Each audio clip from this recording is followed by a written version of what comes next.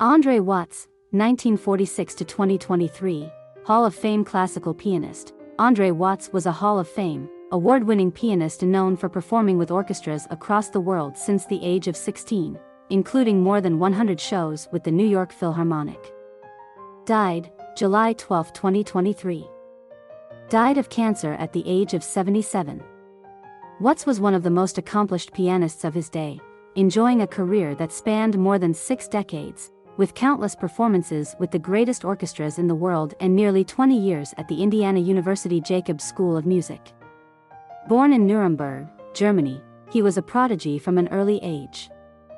After moving to the United States, he began playing with the Philadelphia Orchestra at the age of 9 and made his debut with the New York Philharmonic at just 16. Watts impressed conductor and composer Leonard Bernstein, 1918 to 1990, who asked him to fill in for pianist Glenn Gould, 1932 to 1982. The resulting performance launched him into stardom in orchestral music and shows across the world. By the age of 20, he was fully booked 3 years in advance, doing 150 shows a year and making him the first internationally famous black pianist in the world. Watts made numerous television appearances over the years, even appearing on Mr. Rogers' Neighborhood.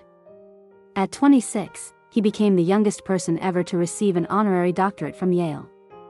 He appeared on dozens of albums and was recognized with a plethora of awards, including a Grammy win in 1964, an Emmy nomination in 1995, and the George Peabody Medal for Outstanding Contributions to Music in America in 1990.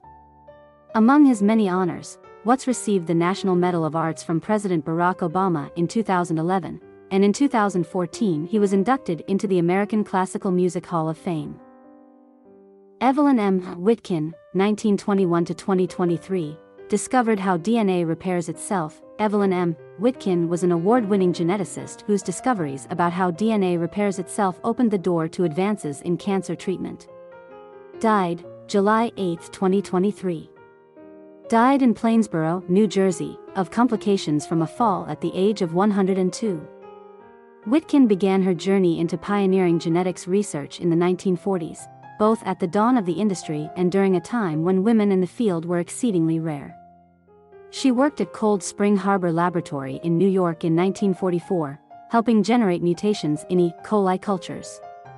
This sparked an interest in genetics that would remain with Witkin for the rest of her life.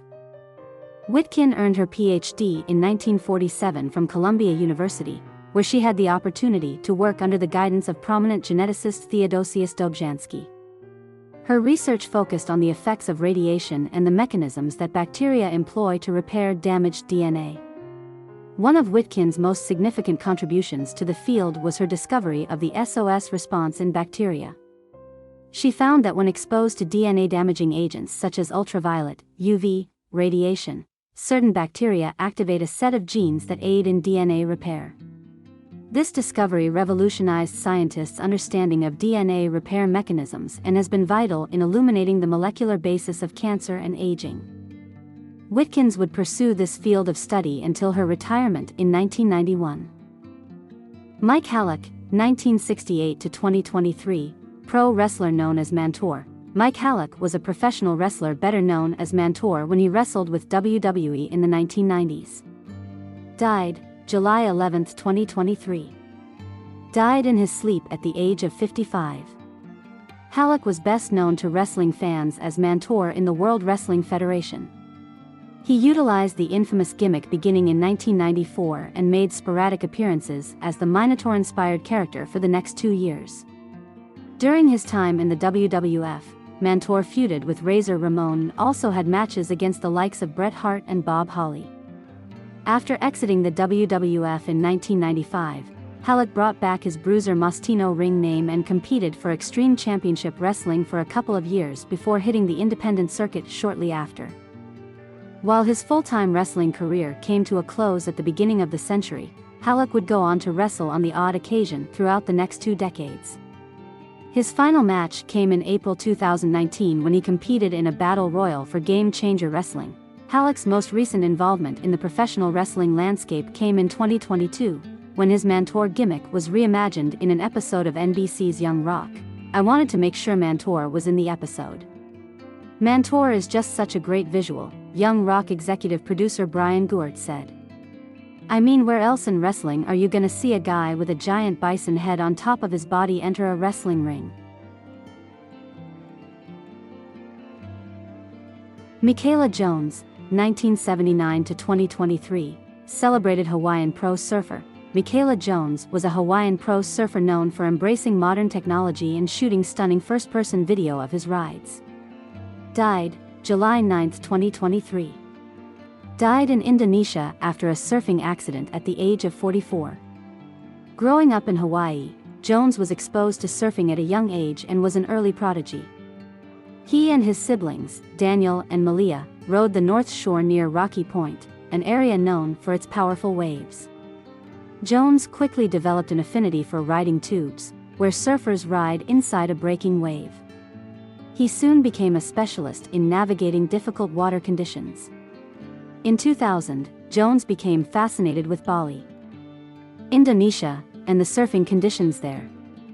Through his explosive photography and video work, he helped inspire a renaissance in the local surfing scene.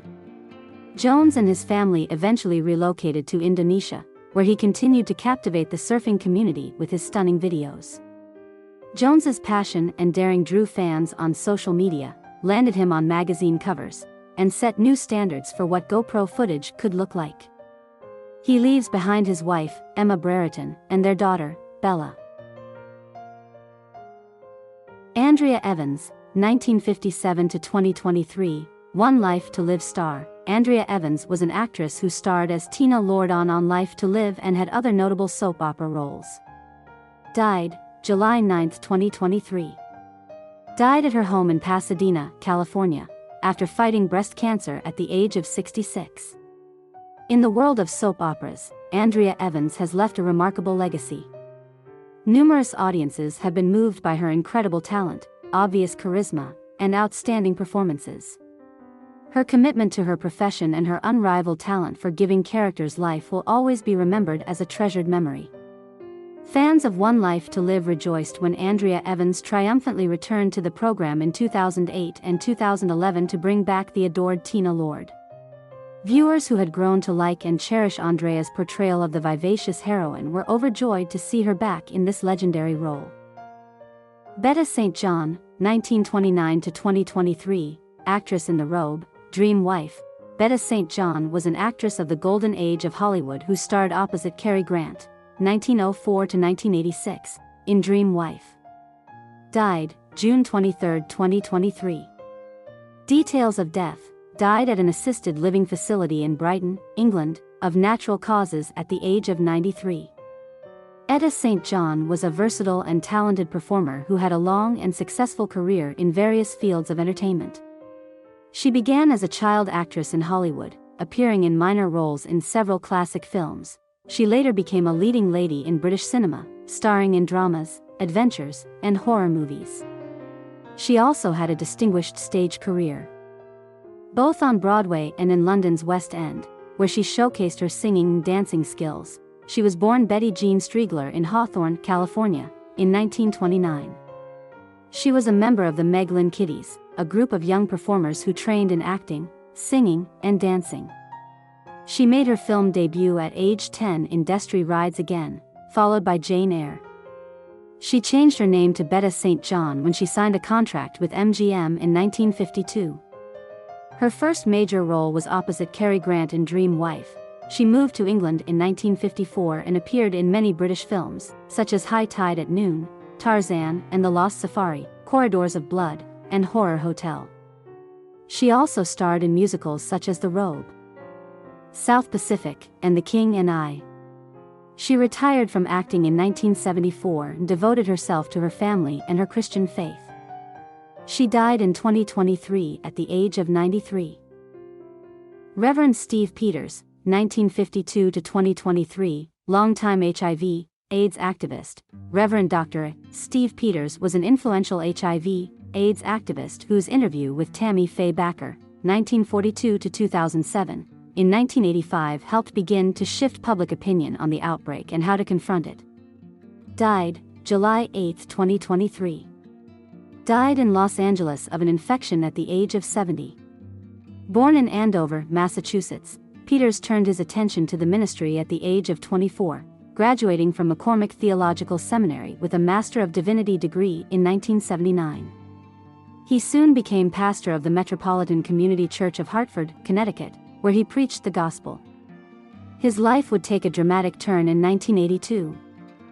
When he was diagnosed with AIDS-related complex, and then again in 1984, when he was diagnosed with AIDS/Kaposi sarcoma and stage 4 lymphoma. His doctors expected that he would not live through another year.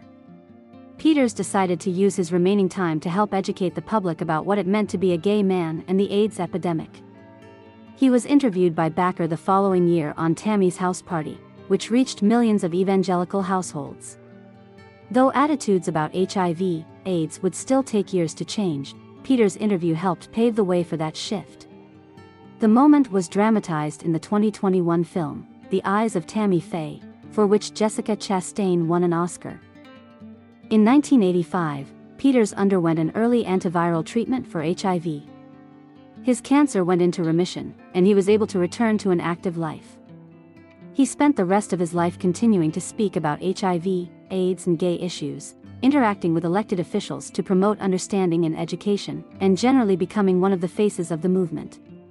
His memoir, Love is Greater Than AIDS, a memoir of survival, healing, and hope, is scheduled to be released in the spring of 2024 by Roman Littlefield.